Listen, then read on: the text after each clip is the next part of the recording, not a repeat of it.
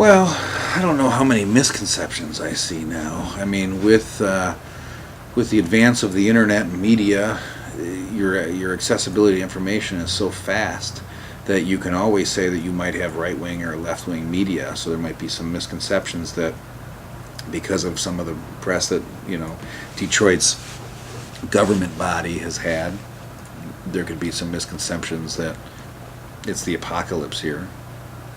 And buildings are falling down and there's smoke rising in the air and the whole thing's going down.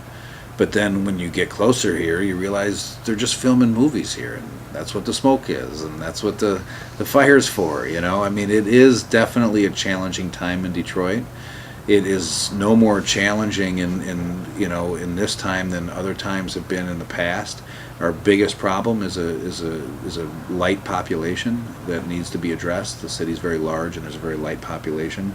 That single element alone is what creates a lot of our instability financially. As far as the music scene goes, Detroit has never really had that many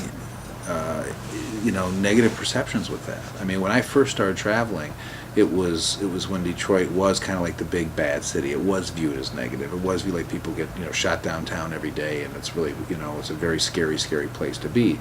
But in the music scene, Detroit was really always on an island. And I can't speak so much for the generations before us, but you could speak about what they wrote. And when you read what they wrote, you can see they probably had a similar experience. And Detroit was very much on an island. It was a standalone entity that was located inside Michigan, inside the United States, but it was never really treated like Michigan or looked at like the United States. And when we became very unpopular as a country to our European neighbors, South American neighbors, because of the advancements into the Middle East, after the year 2001, this was not a very good time for Americans to be traveling. Now, there's different types of travelers. You can get the super uber tourist mentality that needs to take the pictures and gets the guides and walks around and gets mad because nobody's speaking English, or you can get to the really, really low-key guides that are looking to truly see and truly share.